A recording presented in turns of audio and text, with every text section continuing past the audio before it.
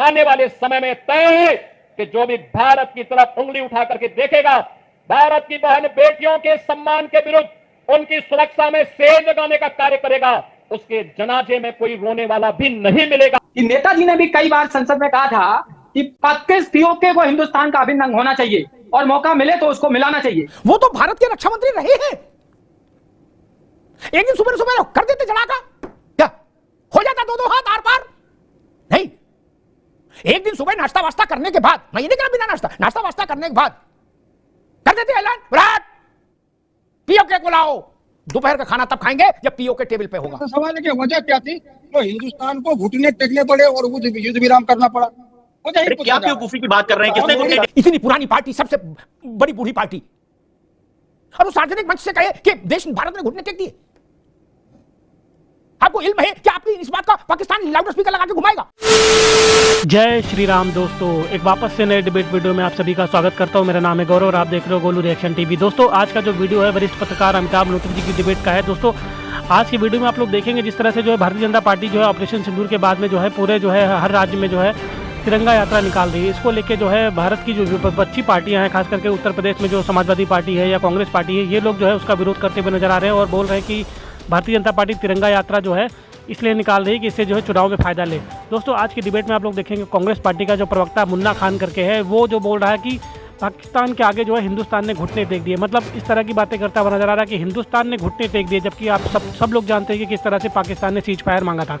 दोस्तों, इसी देशद्रोही बात पे जो है आज वरिष्ठ पत्रकार अमिताभ मल्होत्रा जी इसको बहुत अच्छे से जो है धो दिया है, किस तरह से जो कांग्रेस पार्टी देशद्रोह पे उतर आई है। आज की डिबेट बहुत ही ज़्यादा इंपॉर्टेंट होने जा रही है। आप सभी से रिक्वेस्ट करते हैं वीडियो को अंत तक जरूर देखें और हो सके तो इस वीडियो को ज़्यादा से ज़्यादा ग्रुपों में शेयर कर दीजिए। चलिए वीडियो को शुरू कर लेते हैं और मिलते सीधे वीडियो के लास्ट में।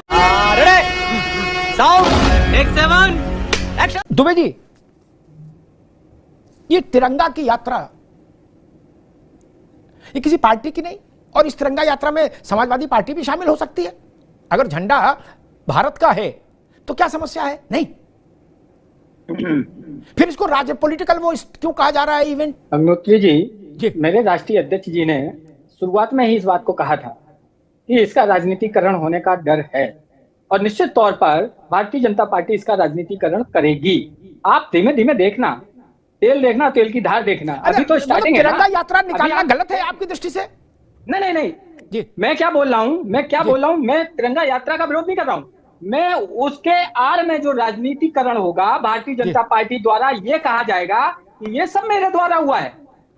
अभी आप देखना, इससे पहले आपको तो, आप पुराने पत्रकार हैं, आपने भी देखा होगा कि नेताजी ने भी कई बार संसद में कहा था कि पीओके को हिंदुस्तान का अभिन्न अंग होना चाहिए और मौका मिले तो उसको मिलाना चाहिए। हमारे नेता जो वर्तमान में राष्ट्रीय अध्यक्ष हैं, उन्होंने भी इस बात को कहा था कि अगर शांतिपूर्ण तरीके से हल नहीं आता है तो फिर खत्म करो इस बात को। इसलिए इस बात को कहा गया है कि आधी अधूरी लड़ाई, अगर आपको सांप का फन कुचलना है ना तो पूर्णतः कुचल दो, अगर आप अधमरा छोड़ेंगे तो वो फिर आपको डंक मारेगा। और निश्चित तौर पर आने वाले समय में इस चीज को आप भी देखेंगे और हम भी देखेंगे। दुबे जी ने कहा कि नेताजी ने भी कहा कि पाक पीओके को भारत का हिस्सा होना चाहिए, तो कहा क्यों और किससे कहा? वो तो भारत के रक्षा मंत्री रहे हैं। एक दिन सुबह सुबह कर देते चढ़ाका, क्या हो जाता दो हाथ आर पार? नहीं, एक दिन सुबह नाश्ता वास्ता करने के बाद, मैं ये नहीं कह रहा बिना नाश्ता वास्ता करने के बाद कर देते ऐलान, विराट पीओके को लाओ, दोपहर का खाना तब खाएंगे जब पीओके टेबल पे होगा।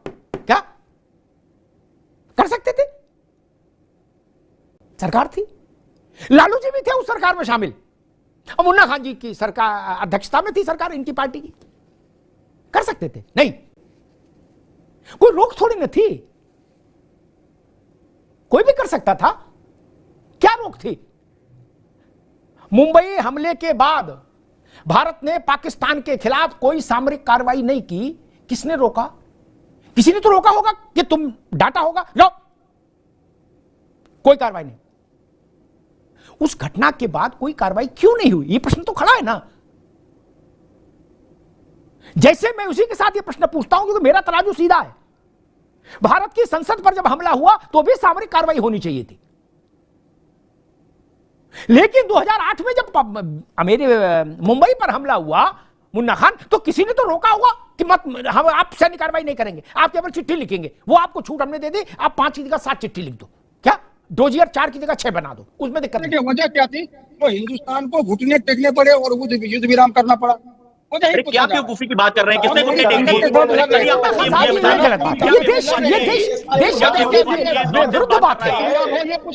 नॉनसेंस बात कर रहा है आदमी, तो तभी तो ये बात कर रहे हैं कि देश के मुद्दों के ऊपर इसको पता नहीं है कैसे बात की जाती है। कड़ी आपत्ति है मुझे, इस व्यक्ति को तमीज नहीं है देश के बारे में ये बात करने की, इसको हक नहीं है इस डिबेट में रहने का। पाकिस्तान ने घुटने टेके हैं और पाकिस्तान ने भारत से भीख मांगने का काम किया है। मुन्ना खान तुम्हें शर्म आनी चाहिए, शर्म तुम्हें आनी चाहिए। अभी भारत के सामने सेना के मनोबल को गिराने में लगे, भारत को फोन तुम्हें आनी करके चाहिए। भीख मांगी है रहम की कि भाई साहब हमसे गलती हो गई, हम आतंक के खिलाफ अब आवाज उठाएंगे, हम आतंकवादियों का साथ नहीं देंगे। तब भारत ने अपना ऑपरेशन रोकने का काम किया है। आपको शर्म आनी क्या आपके लिए क्या भारत का मस्तिष्क ऊंचा होता है, आपके लिए बेहतर नहीं है? क्या वजह तो पूछा जा रहा है। आप वजह बताने के बजाय विश्व की धरती के अंदर भारत का तिरंगा ऊंचा दिख रहा है और आप न जाने कौन सी बातें कर रहे हैं। आपको शर्म नहीं आती है? पाकिस्तान कटोरा लेके भीख मांग के लेके गया है इस वॉर को। पाकिस्तान भीख मांग के गया है भारत से कि हम पे दया करो, हम पे रहम करो, हम युद्ध लड़ने की हमारी हैसियत नहीं है, हमारी औकात नहीं है, हम आतंकवादी संगठनों को आगे से समर्थन नहीं देंगे। इस शर्त पे भारत ने युद्ध विराम किया है। रोहित जी आपको भी रोक, भारत में कोई ऐसा कह सकता है कि भारत ने घुटने टेके? ये शब्दावली है। देश की सेना के प्रति हमारा ये भाव है, देश के साहस और शौर्य के प्रति हमारा ये भाव होगा? इतनी पुरानी पार्टी, सबसे बड़ी बूढ़ी पार्टी, और वो सार्वजनिक मंच से कहे कि देश भारत ने घुटने टेक दिए। आपको इल्म है कि आपकी इस बात का पाकिस्तान लाउड स्पीकर लगा के घुमाएगा कि देखो वहां कांग्रेस पार्टी क्या कह रही है? यह बात स्वीकार नहीं हो सकती कि भारत में बैठकर कोई व्यक्ति, और वो पार्टी जो भारत में सत्ता में रही है और सत्ता में आने की अभिलाषी भी है, आकांक्षा भी रखती है कि हम फिर सत्ता में आए कभी, वो पार्टी ये कहे कि भारत ने घुटने टेक दिए।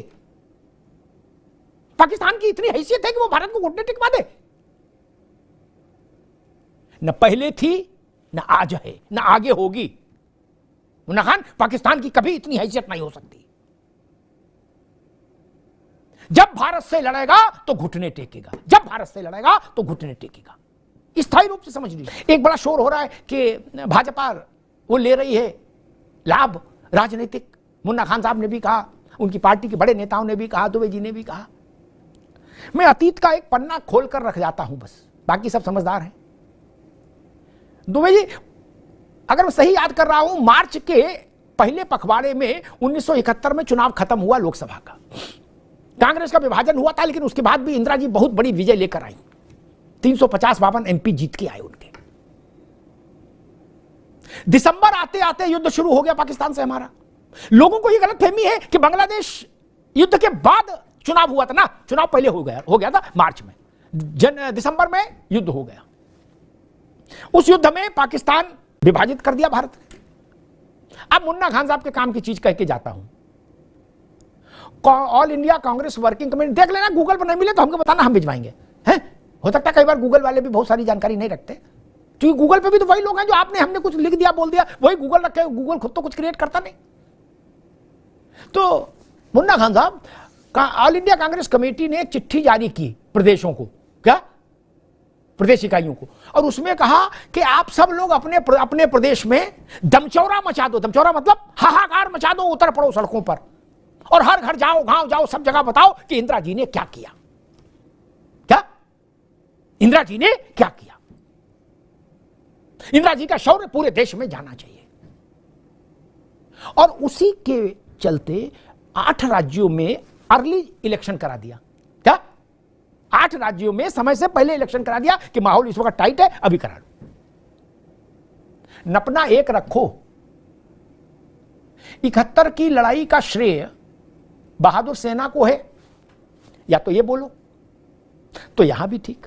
71 की लड़ाई का श्रेय अगर इंदिरा जी को मिलेगा तो 2025 की लड़ाई का श्रेय नरेंद्र मोदी को देना ही होगा। थिथरई अलाउड नहीं होगी देश में, ये नियम है और दुनिया का नियम है। हम लोग कहां किस जंगल में भटक रहे हैं भाई? शासन और जब लोकतांत्रिक विश्व नहीं था तो राजाओं के कालखंड के अनुसार युद्ध का परिणाम माना जाता था। क्या पानीपत में कौन जीता कौन हारा, यही होता है ना। हल्दी घाटी में कौन जीता कौन हारा, राजे का नाम आता है ना। 71 में कौन जीता कौन हारा, बोले इंदिरा गांधी ने पाकिस्तान को हरा दिया। वो भी भारत की प्रधानमंत्री थी, वो भी भारत के वोट से निर्वाचित हुई थी। नरेंद्र मोदी भी भारत के प्रधानमंत्री हैं और भारत के वोट से निर्वाचित हैं। तो अगर श्रेय उनको तो श्रेय इनको भी। इसमें कंजूसी मत बरतिए। देश इस तरह के संवेदनशील मामलों में कंजूसी से नफरत करता है, घृणा करता है। धन्यवाद। मजा आया। तब bye bye, tata, goodbye, गया। तो दोस्तों वीडियो हो चुका है समाप्त और यहाँ तक वीडियो देखने के लिए आप सभी का धन्यवाद करते हैं। दोस्तों आप सभी से रिक्वेस्ट करते हैं, यदि चैनल पे पहली बार विजिट कर रहे हैं तो चैनल को सब्सक्राइब करना ना भूलें। साथ ही साथ बेल वाला आइकन प्रेस करके ऑल पे क्लिक कर लेना, जिससे जब भी हम वीडियो अपलोड करेंगे उसका नोटिफिकेशन आपके फ़ोन पर आ जाएगा। दोस्तों आज की वीडियो की बात कर लेते हैं। दोस्तों आप लोगों ने देखा कांग्रेस पार्टी किस तरह से जो है निर्लजता पर उतर आई है और देशद्रोह की बात करते हुए नजर आ रही है। भारत को जो बोल रही है कि हिंदुस्तान ने जो है पाकिस्तान के आगे घुटने टेक दिए। कांग्रेसी प्रवक्ता जो मुन्ना खान है, दोस्तों ये मुन्ना खान जो है बिल्कुल जो है पाकिस्तान का खुल्लम खुल्ला समर्थन करते हुए नजर आ रहा है।